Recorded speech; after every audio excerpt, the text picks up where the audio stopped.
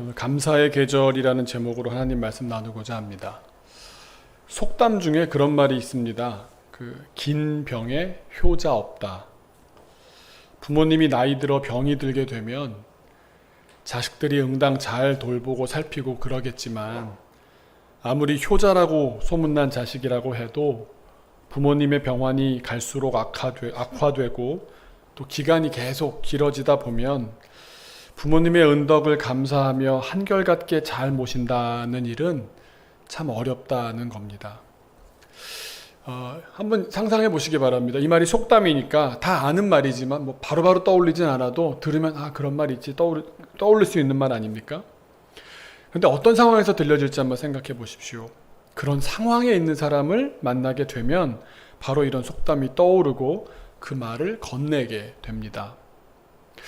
그래서 이 말을 듣는 사람은 혹 자식들 가운데 병환 중에 계신 부모님을 오랜 동안 모시며 살고 있는 그런 분들에게는 한 자락이나마 위로로 들려지기도 하고요. 또 부모님들께는 자식들이 효도하는 일이 또 당연한 일만은 아니구나라는 사실을 알려주는 은근한 의도도 깔려있는 그런 속담입니다. 그런데 조금 돌려서 지금 우리의 신앙에 적용을 해 보았습니다. 우리가 지금 다 같이 2년 가까이나 코로나19 감염병을 앓고 있다 보니 개인이 안 앓았다 하더라도 그에 뒤따른 여러 파장 때문에 그런 피해를 입으며 살다 보니 마치 긴 병에 효자 없다는 속담처럼 당연히 해야 하는 일인 건 아는데 그래도 우리가 이렇게 오랜 동안 시달리고 있지 않은가, 우리가 이렇게 고생하고 있지 않은가 하면서 내가 이전에 해오던 일들을 좀 소홀히 하면서도 내가 이렇게 소홀히 한다고 해도 좀 용납되지 않겠어? 라며 조금 흐트러지지 않았나 스스로 돌아보게 됩니다. 우리가 감당한다고 감당하면서도 2년의 세월을 감염병과 함께 지내다 보니까 우리에게 여러모로 변화가 뒤따를 수밖에 없습니다. 그런데 안 좋은 경험들이 계속되면 불편하고 또 불평하게 되고 누군가에게 비난의 화살을 돌리게 되고 그래서 누군가를 원망하고 그러다가는 결국 마음의 빗장이 조금씩 풀어져서는 이렇게까지 고생하는데 어떻게 이 정도도 말하지 않고 살겠어? 다들 그만큼씩들은 다 하면서 사는구만. 그러면서 자기의 책임을 살짝 회피하고 싶기도 합니다. 그러다 보면 당연한 것들을 소홀하게 생각하기도 하고 소중한 사람을 가볍게 대하기도 합니다. 그러나 그 어떤 경우에라도 우리가 부모님을 막 대해서는 안 되는 것처럼, 아니 그 이상으로, 부모님 이상으로 하나님에 대해서 소홀해진 것은 아닌지, 내 편의에 따라서 내 마음대로 기준을 바꾸려고 하지는 않았는지 돌아봐야 할 시점이 아닐까 생각합니다. 자, 과연 우리가 그렇다면 첫 마음으로 다시 돌아가는 그 힘, 다시 사랑할 힘을 얻는 길, 어디서부터 첫 단추를 꿰야 할까요? 오늘부터 한 3주 정도 이 시리즈로 말씀을 나누려고 하는데 첫 번째, 오늘 첫 주에 3가지 다 같은 주제지만 그 주제를 처음 소개하게 되겠는데 그 첫 단추는 바로 감사에 있습니다. 감사를 기억해야 합니다. 그래서 오늘 처음으로 감사의 말씀을 나누려고 합니다. 오늘 시편 본문은 136편입니다. 우리가 설교 마지막에 읽을 거라서 오늘은 구성을 그렇게 해서 먼저 이해를 하시고 같이 읽게 될 텐데요. 이 시편이라고 하는 건 뭡니까? 시입니다. 시. 문학 작품으로서의 시이기도 하고 또 찬양의 가사입니다. 그래서 찬양으로 만들어지기 위해서 만들어진 글이다 보니까 만들어지고 나서는 어떻겠습니까? 오고 오는 세대들에게 이어질 수 있도록 예배 때든지 절기 때든지 계속해서 많은 사람들과 함께 반복해서 찬양되게 됨으로써 그 가락은 머리에 남고 그 가사가 입술에까지 기억되게 됩니다. 몸이 기억한다고 하지 않습니까? 저도 신대원 입시를 준비할 때요. 신대원 입시 내용 중에 성경 구절을 무조건 통째로 외워야 되는 그런 구절이 신약 70개, 구약 70개 총 149절이 있었습니다. 한 구절이라는 게 10계명 전체니까 뭐 10절이고 이러니까 양도 굉장히 많은 데다가 토시 하나 틀려도 틀린 것으로 간주하기 때문에 완벽하게 잘 외우기 위해서 어떻게 했는지 아십니까? 워낙 긴 내용들이다 보니까 주로 랩이 있는 가요에다가 제가 가사를 넣어버렸습니다. 주로 제가 신해철 씨 노래에다 많이 넣었었는데, 그래서 노래를 만들어서 불렀더니 지금도 그 노래가 나오면 저는 성경 가사가 떠오릅니다. 정확하게 토시 하나 틀리지 않고 외울 수가 있습니다. 얼마나 효과적이었는지 모릅니다. 그러니까 우리를 만드시고 우리를 가장 잘 아시는 하나님께서 하나님과 우리를 좋은 관계로 인도하시고, 또 우리가 어떤 때는 하나님을 크게 느꼈다가도 또 어떤 때는 하나님을 소홀히 하면서 우리 편에서야 업앤다운이 심하다고 할지라도 하나님께서는 말씀과 기억을 통해서 우리를 회복하게끔, 언제든지 다시 돌아올 수 있게끔 시와 찬미의 글을 주신 겁니다. 그래서 시편은 귀한 은총의 산물입니다. 그래서 오늘 말씀드린 대로 본문을 같이 읽기 전에 이 136편을 먼저 한번 이해를 하시고 읽게 될 텐데, 시편 136편의 감사에서 오늘 두 가지를 살펴보고자 합니다. 두 가지 감사를 살펴보고자 합니다. 첫 번째는 이 26절에 걸쳐 나오는 26번의 감사에는 공통점이 한 가지 있습니다. 감사의 근원을 알려주려 한다는 겁니다. 매절 반복되어 종결하는 말씀이 뭡니까? 감사하라. 그 이유를 뭐라고요? 그 인자하심이 영원함이로다. 감사 왜 하는 겁니까? 이게 중요합니다. 나 때문에 하는 감사가 아니라는 겁니다. 하나님 때문에 하는 감사라는 겁니다. 그러니까 내 사정, 내 형편, 내 처지가 나아졌으므로 감사합니다가 아니라 하나님 때문에 감사합니다 라는 겁니다. 그래서 절기가 되면 자동적으로 감사해야 합니다. 내 기분 따라, 내 성적 따라, 내 변화 따라서 감사하려고 하는 게 아니라 하나님의 정한 때가 있는 겁니다. 그래서 절기가 되면 자동적으로 감사를 해야 합니다. 그게 우리에게 유익하다고 말씀하시는 겁니다. 내 형편 따라 감사하고 말고 내가 결정하는 삶이 아니라는 겁니다. 내 기준으로 감사하는 것이 아니란 말입니다. 나의 상황들을 기준으로 감사한다면 마치 우리가 뭐 하나 잘 되면 좋아하고 뭐 하나 어긋나면 화내는 것처럼 감사가 그저 감정의 기복에 따른 표현에 불과하게 됩니다. 그런 사람에게 감사는 그저 감정적인 표현입니다. 기분 좋을 때 감사합니다. 아닐 때는 뒤도 안 돌아보고 돌아가고. 그런 사람들은 같은 은혜를 받았는데도, 똑같이 은혜를 받았는데도 어떨 때는 감사할 때가 있는가 하면 어떨 때는 전혀 감사하지 않기도 합니다. 그러니까 결국 그때 내 기분에 따라서 감사할지 말지 결정하는 겁니다. 누가 주인입니까? 내 기분이 주인입니다. 그러나 성경이 우리에게 알려주시는 감사는 다릅니다. 내 인생의 태도가 되는 감사, 내 인격이 되는 감사입니다.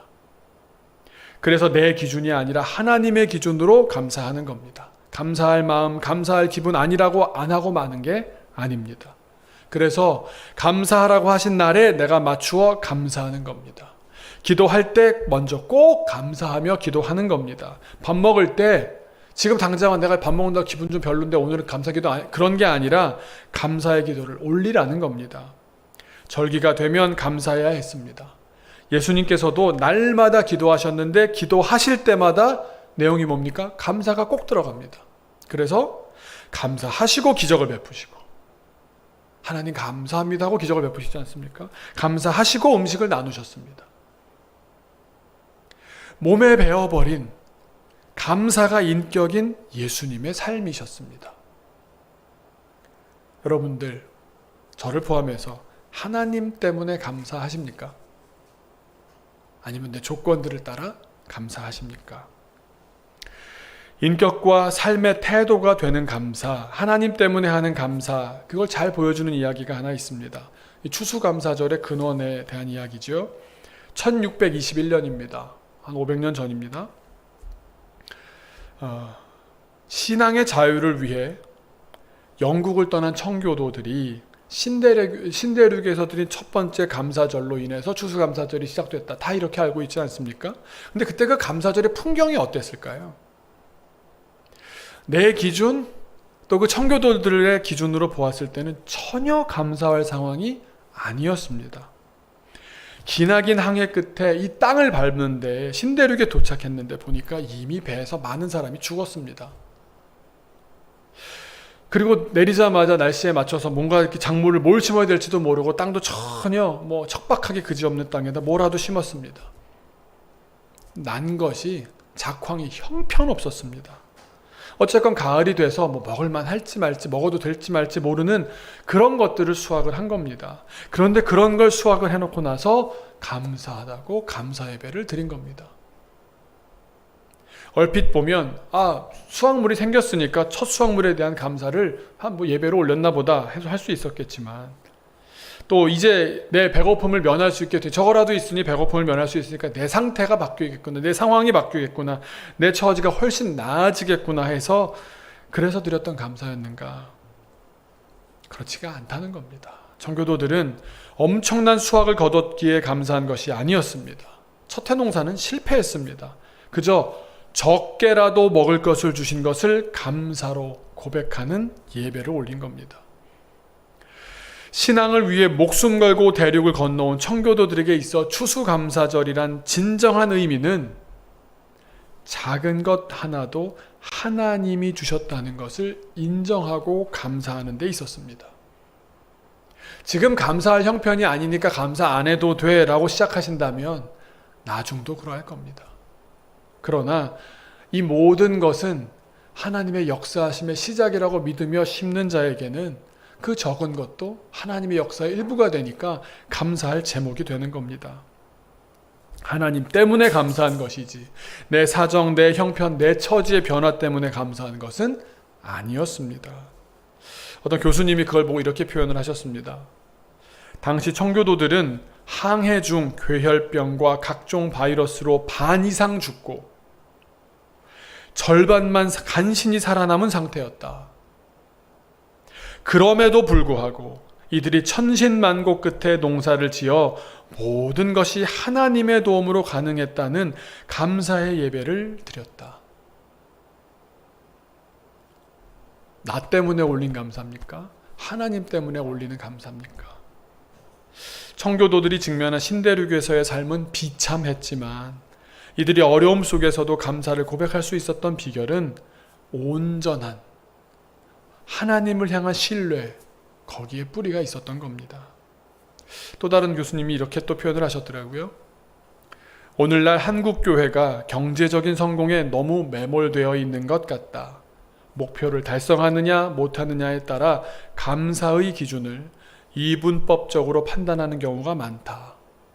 어떤 어려움이나 고난도 하나님이 주신 것이라는 믿음이 있으면 감사하게 될 것이며, 하나님이 그 자녀에게 피할 길을 주신다는 믿음으로 고난 속에서도 하나님이 주시는 메시지를 깨닫는 것이 중요하다. 하나님 때문에 감사하실 수 있는 저와 여러분이 되시기를 주님의 이름으로 축원합니다. 두 번째로 오늘 시편 136편에서 우리가 얻을 수 있는 내용이 있습니다. 26절에 26가지 감사가 나옵니다. 한 절당 한 가지 감사가 나옵니다. 그런데 크게 보면 세 가지로 나뉘어집니다. 이 감사의 내용이 이따 읽다 보면 아시겠지만 마지막에 읽기 전에 설명을 드리는 겁니다. 1절부터 4절은 무슨 감사냐면 하나님이 가장 높으신 분이시기에 감사합니다 라는 내용입니다. 하나님이 가장 높으십니다. 그분이 나의 하나님이십니다. 감사하고 5절부터 9절까지엔 창조하신 하나님께 드리는 감사입니다. 하나님은 이렇게 지으셨습니다. 이렇게 지으셨습니다. 그 창조의 하나님이 나의 하나님이십니다. 그리고 10절부터는 출애굽을 인도하여 내신 하나님께 감사합니다라는 감사입니다. 그러니까 이방인과 싸울 때 누구를 멸하시고 우리를 살리시고 우리에게 땅을 주시고 우리를 인도하시고 홍해를 가르시고 감사. 그 보니까 상황이 변하고 하나하나 기도를 들어주셨으니까 감사하는 것 같지만 그 하나하나의 감사를, 역사적인 것을, 맥락을 다 말하는 이유가 뭐겠습니까? 그 마지막에 이유가 있습니다. 그 사랑이 영원하다는 겁니다. 그때만 그런 것이 아니라 영원하다라는 건 무슨 말입니까? 우리에게도 해당이 다 된다는 겁니다. 오고 오는 다음 세대들에게 이 노래를 지어서 하나님 그때도 그렇게 우리를 한결같이 사랑하셨는데 영원한 사랑이야. 너희들도 사랑하실 거야. 노래를 지어서 부른 겁니다. 그러니까 오늘 우리가 시편 136편을 가장 잘 소화하는 방법은 정말 마음을 다해서 26절을 읽는 수밖에 없습니다. 그러면서 뭐라고 기억해야 됩니까? 하나님 가장 크신 하나님이셔. 하나님 창조하셨던 하나님이셔. 하나님은 그때 그 창조 이후에 또 우리를 구원하신 하나님이셔. 창조와 구원에 관한 감사를 한 절 한 절마다 그 인자하심이 나에게도 영원할 것입니다 라고 고백할 때 그 하나님의 사랑은 나에 대한 사랑으로 자리할 줄로 믿습니다. 여러분,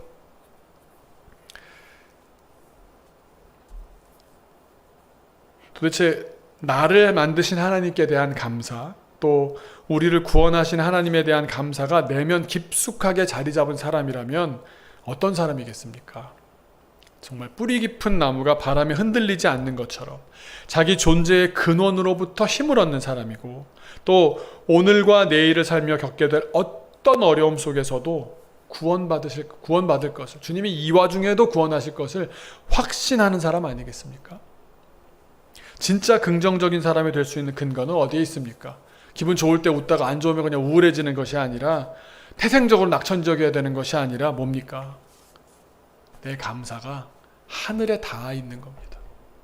창조하신 하나님께, 나를 구원하신 하나님께 내가 그분 때문에 감사하니 세상의 일들이 나한테 그렇게 소중하지 나를 흔들어 놓을 수가 없는 겁니다.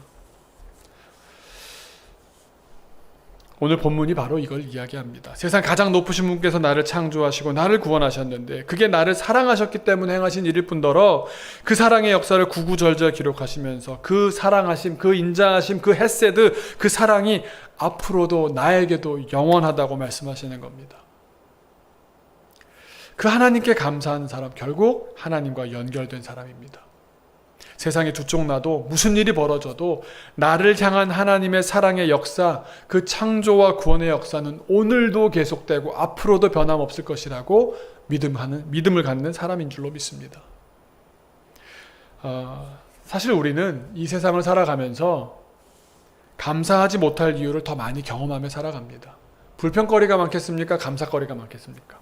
어떤 거 같으세요? 이게 조사 결과가 나와 있어서 제가 발표를 하려고 하는데 몇 대 1쯤 될 것 같으십니까? 뭐가 더 많고 감사거리가 몇이 되고 불평거리가 어느 정도 될 것 같습니까? 제가 말씀을 드려보겠습니다. 1968년, 꽤 오래됐죠. 6월 한 달 동안 날마다 똑같은 일을 실험을 해봤습니다.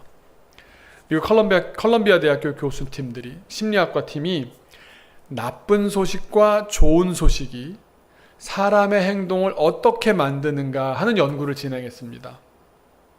최대한 같은 세팅을 하고요. 같은 시간, 같은 장소 이렇게 했겠죠. 그리고 한 달이면 30일을 똑같은 일을 하면 30일 중에 어떤 일이 있겠습니까? 좋은 뉴스가 이렇게 주로 헤드라인을 장식하는 날이 있겠고, 또 아무래도 부정적인 뉴스를 또 듣게 되는 날이 있겠죠.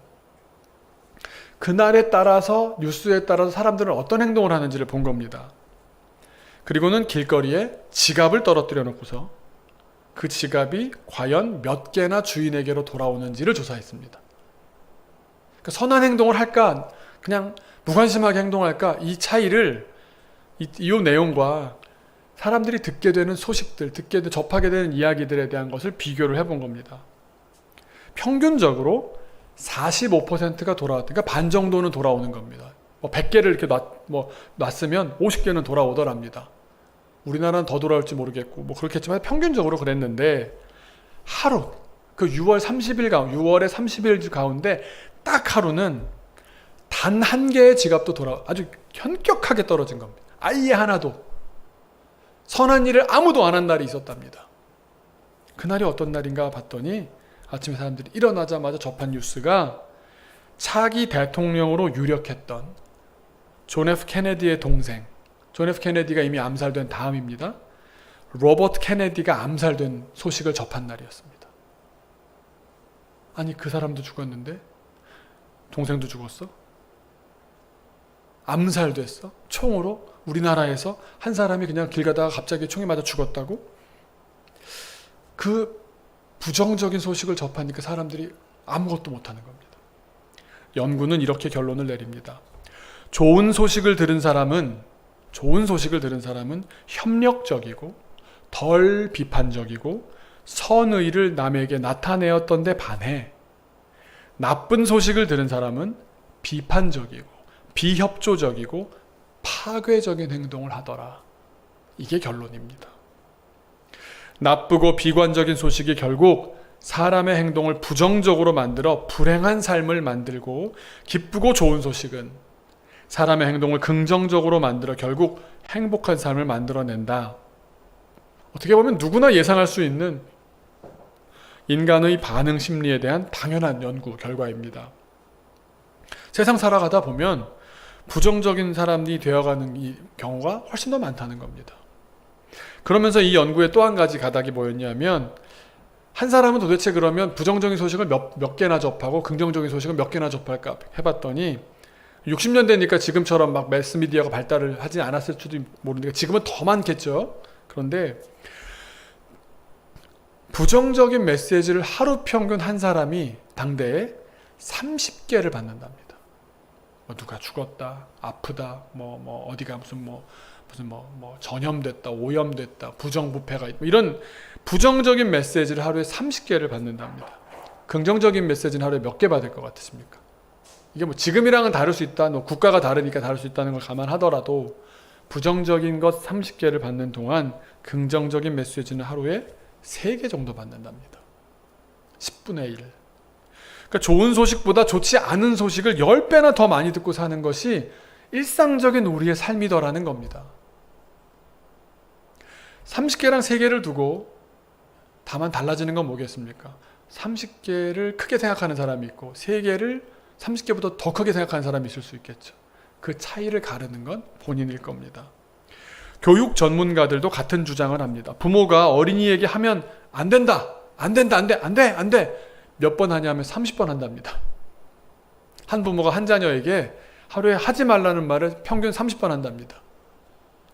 해라는 몇 번 말할까요? 해도 된다, 하렴 3번 말하더랍니다. 10배나 아이들이 부정적인 말을 듣고 자라니까 이 아이들이 부정적인 아이들이 되어가는 것도 당연한 거.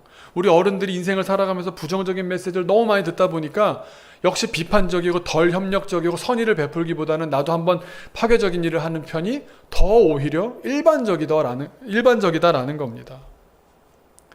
그런데 이 구도를 바꿔버리는 것은 내 내면에 있는 감사입니다. 이 세 개의 가치를 깊이 묵상하며 뿌리까지 가는 사람은 30개가 흔들지 못한다는 겁니다. 횟수와 빈도로 따지자면 부정적으로 흘러가는 세상 속에서 나 역시 부정적으로 살아갈 수밖에 없을 텐데, 그런 흐름을 역행하게 하는 힘은 진정한 감사인 겁니다. 오직 하나님을 기억하고 하나님의 은혜를 곱씹는 사람들은 근원적인 감사에 다 있기 때문에 세상 풍조대로 흘러가지 않고 내 형편과 주변의 평가에 휘둘리지 않고 하나님으로부터 깊은 샘에서 물을 길어 올리듯이 건조한 사막에서도 촉촉한 인생을 사는 겁니다. 그런 인생의 모습을 시편 84편 4절로 7절에서 이렇게 나옵니다. 한번 읽어볼까요? 시작. 주의 집에 사는 자들은 복이 있나니 그들이 항상 주를 찬송하리이다. 주의 집에 산다는 게 어떤 의미겠습니까? 내 마음 깊은 곳에 주님이 살고 있는 겁니다. 내가 주님 안에 살고 주님이 내 안에 사는 사람들은 복이 있나니. 그 어떤 복이 있겠습니까? 30가지 나쁜 소식은 똑같이 다 듣는다니까요. 그런데 항상 주를 찬송할 수 있는 3가지 이유가 있는 겁니다. 그걸로 찬양을 하는 사람인 겁니다. 5절 같이 읽어보겠습니다. 시작. 주께 힘을 얻고 그 마음에 시온의 대로가 있는 자는 복이 있나이다. 주께 힘을 얻는 겁니다. 30가지 소식, 나쁜 소식이 없어져라, 바뀌어라, 왜 이거는 지난해도 그랬는데 올해 또 그러냐, 어제도 그랬는데 오늘 또 그러냐, 그것만 묵상하는 사람들이 있다니까요. 안 좋은 것 때문에 잠을 못 자고요, 안 좋은 것 때문에 그거 붙잡고 정말 뜬 눈으로 밤을 새고요, 그것 때문에 다른 사람한테도 얘기하면서 막 풀려고 그러고요, 안 좋은 거 붙잡고 사느라 내 인생이 갉아먹히는지도 모릅니다. 그런데 주께 힘을 얻는 겁니다. 그런 것에 시달리지 않고 주께 힘을 얻고 그 마음에 시온의 대로가 있는 하나님께 가는 길이 쫙 열린 사람은 복이 있는 겁니다. 사막을 살면서도 촉촉한 인생을 사는 겁니다. 6절 같이 읽어보겠습니다. 시작. 그들이 눈물 골짜기로 지나갈 때에 그곳에 많은 샘이 있을 것이며 이른 비가 복을 채워주나이다. 눈물 골짜기, 다 울지 않고는 지나갈 수 없는 골짜기, 누군가가 죽고 누군가가 다치고 내가 귀하게 소중하게 생각했던 일들이 다 망해버리고 그런 눈물 골짜기를 지나간다고 하더라도 죽지 않도록 곳곳에 많은 샘들까지 준비되어 있답니다. 이른 비가 어떤 비입니까? 예상보다 일찍 온 비입니다. 그 비는 어떻게 되는지 아십니까? 스며듭니다. 그럼 어떻게 되는지 아십니까? 내가 피해가는 동굴 안에 스며들어가서 물 웅덩이를 만듭니다. 내가 정말 기뇨할 때 거기에 맑은 물이 예비되어 있게 하는 힘은 이른 비에 있는 겁니다. 우리 마지막 7절 한번 읽어보면요. 시작. 그들은 힘을 얻고 더더 나아가 시온에서 하나님 앞에 각기 나타나리이다. 우리가 이런 삶을 살게 된다는 겁니다. 감사하는 사람은 이런 삶을 살게 된다는 겁니다. 26절에 26가지 감사들은 결국 다시 말씀드리지만 세 가지입니다. 크신 하나님이 나의 하나님이셔서 감사합니다. 우리를 창조해 주셔서 감사합니다. 우리를 구원해 주셔서 감사합니다. 이 깊이에 닿는, 이 하나님과 닿는 감사를 할 때, 이 가장 근원적인 감사에 닿을 수 있을 때 우리의 인생도, 우리의 인격도, 우리의 태도도 감사한 사람이 될 줄로 믿습니다. 우리 오늘 26절을 같이 읽어보겠습니다. 26절을 한 목소리로 천천히, 우리 전사님들도 다 졸린 전사님들은 일어서서 하셔도 되겠습니다. 한 분 이렇게 고개가 휘청거리는 걸 제가 봐가지고 일어서서 하셔도 되고요. 한번 주보를 보셔도 좋고 앞에를 보셔도 좋고요. 근데 이거를 내 마음을 담아서 내가 진짜 하나님께 감사합니다. 그렇죠? 두 가지. 하나님께 감사하는 겁니다. 내 상황 때문에 감사하는 게 아니라 하나님께 감사합니다. 두 번째는 뭐라고요? 창조하시고 구원하신 분이 가장 크신 하나님이 나의 하나님이셔서 감사합니다. 그 이야기로 낱낱의 이야기보다 그 하나님께 감사하는 마음으로 26절을 천천히 또박또박 한번 읽어보겠습니다. 시작. 여호와께 감사하라. 그는 선하시며 그 인자하심이 영원함이로다. 신들 중에 뛰어난 하나님께 감사하라. 그 인자하심이 영원함이로다. 주들 중에 뛰어난 주께 감사하라. 그 인자하심이 영원함이로다. 홀로 큰 기이한 일들을 행하시는 이에게 감사하라. 그 인자하심이 영원함이로다. 지혜로 하늘을 지으신 이에게 감사하라. 그 인자하심이 영원함이로다. 땅을 물 위에 펴신 이에게 감사하라. 그 인자하심이 영원함이로다. 큰 빛들을 지으신 이에게 감사하라. 그 인자하심이 영원함이로다. 해로 낮을 주관하게 하신 이에게 감사하라. 그 인자하심이 영원함이로다.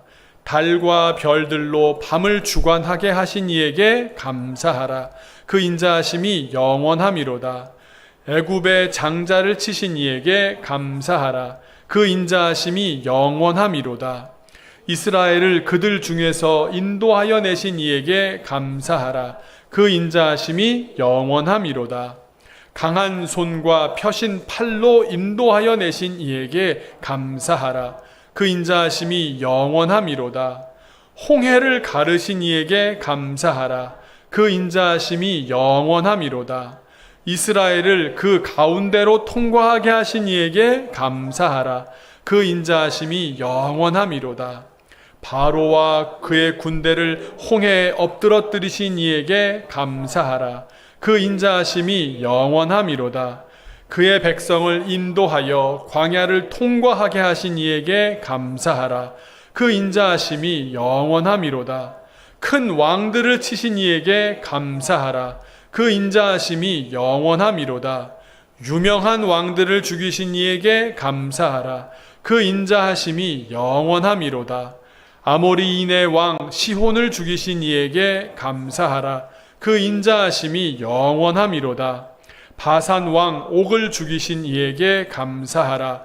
그 인자하심이 영원함이로다. 그들의 땅을 기업으로 주신 이에게 감사하라. 그 인자하심이 영원함이로다.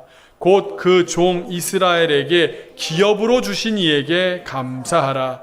그 인자하심이 영원함이로다. 우리를 비천한 가운데에서도 기억해 주신 이에게 감사하라. 그 인자하심이 영원함이로다. 우리를 우리의 대적에게서 건지신 이에게 감사하라. 그 인자하심이 영원함이로다. 모든 육체에게 먹을 것을 주신 이에게 감사하라. 그 인자하심이 영원함이로다. 하늘의 하나님께 감사하라. 그 인자하심이 영원함이로다. 아멘. 감사의 계절입니다. 아무리 강조해도 부족하다고밖에 할 수 없는, 더 강조해도 되는 것이 감사고요. 아무리 많이 해도 문제될 것이 없는 것이 감사입니다. 보다 깊은 감사로 나아가며 깊어가는 가을에 감사의 열매를 충분히 맺으시는, 풍성히 맺으시는 저와 여러분 되시기를 주님의 이름으로 축원합니다. 잠깐 기도하겠습니다. 주님 감사합니다. 감사의 계절에 그냥 버릇처럼 하는 감사가 아니라 마음을 다해 주님께 닿는 감사로, 하나님 때문에 하는 감사로, 주님께서 나를 창조하셨고 구원하셨을 뿐만 아니라 가장 높으신 하나님이 나의 하나님이시기에 그 감사의 근원에까지 다 감사할 수 있는 우리들의 인생이 되게 하여 주옵소서. 주님, 코로나로 인해 많은 것이 흐트러졌습니다. 하지만 우리 마음 다해서 하나님께 대한 우리의 중심이 흐트러지지 않는 주의 귀한 성도들 다 되게 하여 주옵소서. 감사드리며 예수님의 이름으로 기도하옵나이다.